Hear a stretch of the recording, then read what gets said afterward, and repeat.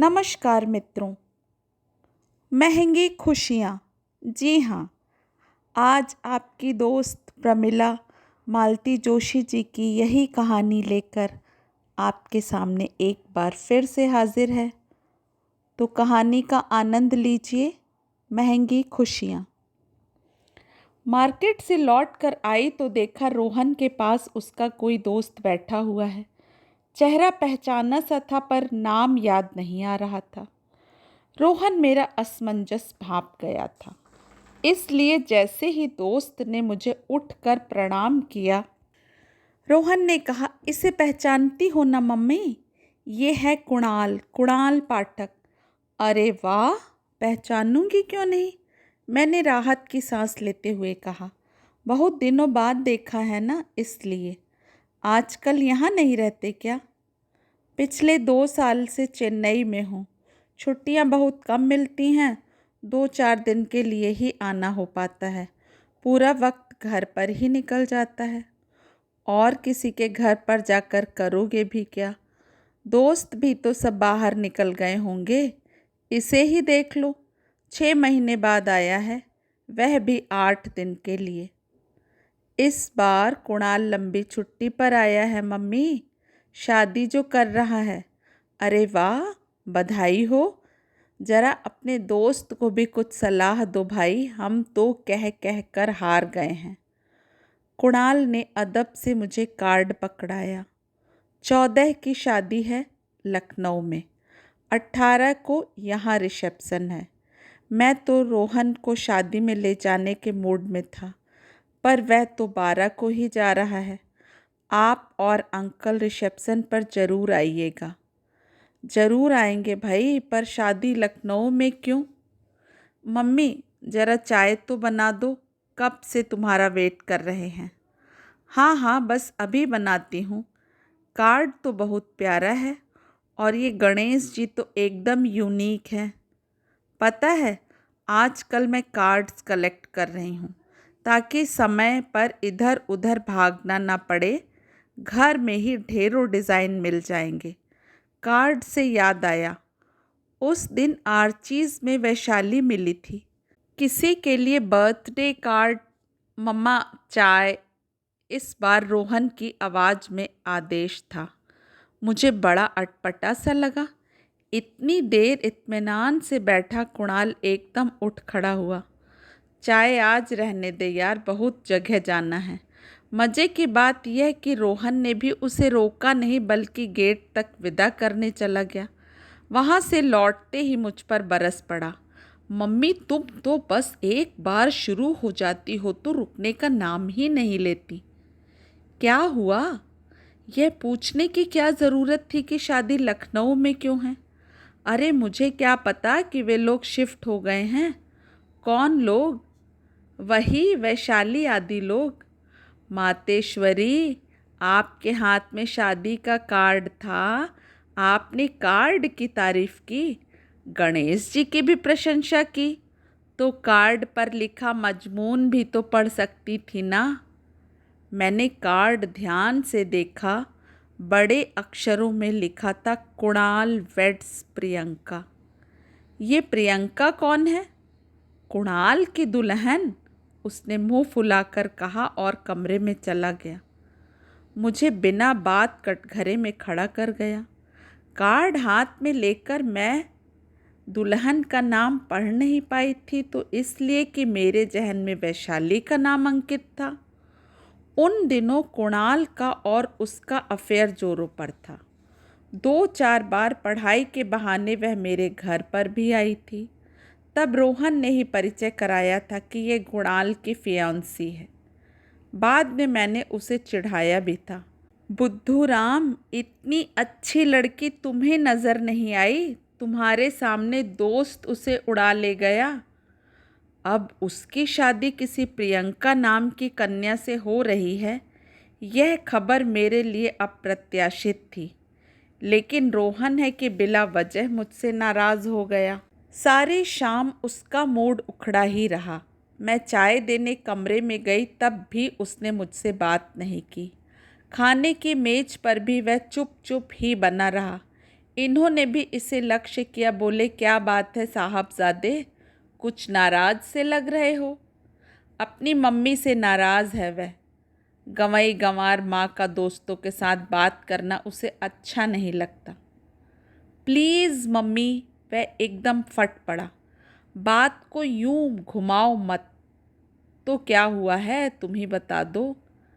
पापा, आज मेरा एक दोस्त आया था शादी का कार्ड देने। कॉलेज के दिनों में उसका अफेयर चल रहा था। अब मम्मी जुटी हैं उसी की बात कर रही हैं। मैं हिंट पर हिंट दिए जा रहा हूँ, पर कोई सुने तब ना। बेचारा इतना ऑकवर्ड फील कर रहा था, उठकर चला ही गया। अब मुझे क्या सपना आया था? मम्मी, आपके हाथ में कार्ड था, उसे ठीक से देखना तो था ना। बेटा, गलती हो गई।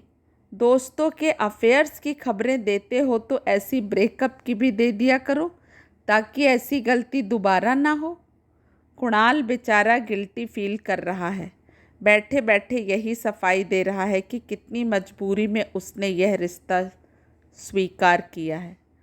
लड़कियों को मजबूर होते तो सुना है, क्या लड़के भी मजबूर होते हैं? क्यों नहीं होते? परिस्थितियाँ लड़के लड़की में भेद नहीं करती। अब कुणाल को ही ले लो। इतनी बड़ी कुर्बानी वह अपनी माँ के लिए कर रहा है। माँ के लिए मतलब? उसकी माँ ने बड़ी मेहनत से अपने तीनों बच्चों को पाला है। कुणाल कुल 3 साल का था जब उसके पिता नहीं रहे। माँ सिर्फ मैट्रिक पास थी। तीनों बच्चों को लेकर उन्होंने गृहस्थी चलाई, नौकरी की, बच्चों को पढ़ाया, खुद भी पढ़ती रहीं। आज वह कॉलेज में लेक्चरार हैं। कुणाल के बड़े भाई डॉक्टर हैं, बहन सॉफ्टवेयर इंजीनियर है। और कुणाल को तो तुम जानती ही हो। भाई बहन कहाँ हैं? उन लोगों की शादी हो गई? यही तो रोना है। शादी तो दोनों की ही हो गई, पर एक भी शादी माँ की रजामंदी से नहीं हुई। बड़े भाई अपनी एक कुलीग से शादी करना चाहते थे। वह पारसी थी, इसलिए माँ ने परमिशन नहीं दी। उन्होंने रजिस्टर्ड मैरिज कर ली। आजकल ऑस्ट्रेलिया में है। धुआंधार प्रैक्टिस चल रही है, पर माँ उनकी एक पाई भी नहीं छूती। बस कुणाल को जब ज़रूरत होती है चुपचाप मंगा लेता है। और बहन, क्या उसकी भी इंटरकास्ट मैरिज हुई है? नहीं, वे लोग तो खालिस ब्राह्मण हैं। कुणाल के मामा के पड़ोसी हैं। दोनों घरों में बहुत अच्छे संबंध हैं। मनोज और मधुरा की दोस्ती तभी से चली आ रही है। इस शादी में भी माँ को आपत्ति थी। वह एक अलग ही किस्सा है। मनोज 10वीं में रहा होगा तब पिताजी की अचानक नौकरी चली गई। आमदनी का कोई और जरिया नहीं था। कुणाल के मामा जी ने अपने रसूख से मनोज की माँ को एक गर्ल्स हॉस्टल में मेस इंचार्ज लगवा दिया। 3 साल बड़े कष्ट से गुजरे, फिर मामला सुलझ गया। मनोज के पिता की नौकरी बहाल हो गई। माँ ने अपनी नौकरी छोड़ दी। मुसीबतों के बावजूद उन लोगों ने मनोज की पढ़ाई में कोई व्यवधान नहीं आने दिया। फिर एक दिन मनोज और मधुरा ने एक साथ ही डिग्री ली, पर शादी की बात उठते ही कुणाल की माँ बिफर गई। क्यों? वे बोली, मेस इंचार्ज वगैरह तो कहने की बातें हैं। मनोज की माँ दरअसल वहाँ खाना बनाती थी, और मैं एक मिस्रानी के बेटे से अपनी बेटी ब्याह नहीं सकती। फिर क्या? उन लोगों ने आर्य समाज मंदिर में ठाठ से शादी कर ली, एक धमाकेदार रिसेप्शन दे दिया और अमेरिका चले गए। अब मनोज के माता पिता मज़े से अमेरिका के चक्कर लगाते रहते हैं। ये लोग ही अकड़ू बने हुए हैं। बड़ी दबंग औरत है यह तो। इतनी देर बाद इन्होंने मुंह खोला। बहू डॉक्टर है पर पारसी है, इसलिए स्वीकार नहीं। दामाद ब्राह्मण है, इंजीनियर है, पर मिस्रानी का बेटा है, इसलिए मंजूर नहीं। उसके हिसाब से दुनिया में कोई फुल प्रूफ रिश्ता है भी? वैशाली के साथ क्या प्रॉब्लम थी? मैंने पूछा। उसकी माँ डिवोर्सी है। पर डिवोर्स तो आजकल कोई अजूबा नहीं, आम बात हो गई है। पर कुणाल की माँ इसे पचा नहीं पाई। उन्हें तो यह भी शक है कि वैशाली उनके पहले पति की संतान है। हालांकि कोई ठोस सबूत उनके पास नहीं है, पर वह कहती हैं कि ऐसे संदिग्ध कुल गोत्र वाली कन्या को अपनी बहू नहीं बना सकती। और ये बेवकूफ़ मान गया। इससे तो उसकी बहन ज़्यादा दिलेर निकली। वह बेचारा धर्म संकट में फंस गया है। कहता है दोनों बड़ों से तो माँ ने संबंध तोड़ ही लिए हैं। अगर मैं उनकी मर्जी के खिलाफ शादी करूँगा तो वह मुझसे भी नाता तोड़ लेंगी। 3 बच्चों के होते हुए बुढ़ापे में माँ एकदम अकेली पड़ जाएंगी। हम में से किसी को तो उनके उपकारों का बदला चुकाना होगा। ब्रेवो, आज के ज़माने में भी ऐसे फर्मा बरदार बेटे होते हैं। मुझे तो उस औरत पर रश्क हो रहा है, इन्होंने कहा और हाथ धोने चले गए। टेबल समेटते हुए मैंने देखा कि हाथ धोने के बाद रोहन पुनः आकर कुर्सी पर बैठ गया है। यूं ही बात करने की गरज से मैंने कहा, तुम्हारे पापा को कुणाल की माँ से ईर्ष्या हो रही है, पर मुझे तो उन पर दया आ रही है। दया क्यों मम्मा? मुझे तो वह किसी कोने से दयनीय नहीं लगती। बेटे, दुनिया की कोई भी माँ इस एहसास के साथ कभी खुश नहीं रह सकती कि उसके लिए उसके बेटे ने अपनी खुशियाँ कुर्बान कर दी हैं। 2 क्षण के लिए वह अभिमान से सीना फुला सकती है, पर एक अपराध बोध जिंदगी भर उन्हें कचोटता रहेगा। वह कभी नहीं भूल पाएंगी कि उन्हें खुश करने के लिए कितने लोगों को दुखी होना पड़ा है। कुणाल तो खैर शहीदाना बाना धारण कर ही लेगा, पर प्रियंका, वह जीवन भर पति का छद्म प्यार पाने के लिए ही अभिशप्त क्यों है? वैशाली के घाव क्या कभी भर पाएंगे? अगर उसने कभी शादी की तो उसके पति की पूरी उम्र उसके घावों को सहलाते ही गुजरेगी। एक व्यक्ति को खुश करने के लिए इतने सारे लोगों को दुखी करना, क्या ये बहुत महंगा सौदा नहीं है? रोहन कुछ नहीं बोला, चुपचाप बैठा रहा। केवल उसकी नज़रें मेरा पीछा करती रहीं। मैं किचन से फ्रिज तक, फ्रिज से किचन तक, किचन से स्टोर तक चक्कर लगाती रही और वह अपलक मुझे देखता रहा।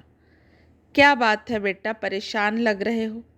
मम्मा, किसी समय वैशाली तुम्हें बहुत अच्छी लगती थी ना?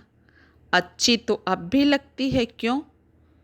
तुमने एक बार कहा था कि मैं कैसा बुद्धू हूँ जो वह मुझे नज़र नहीं आई। मुझे तो वह नज़र आई थी मम्मा, पर मैं उसे नज़र नहीं आया था।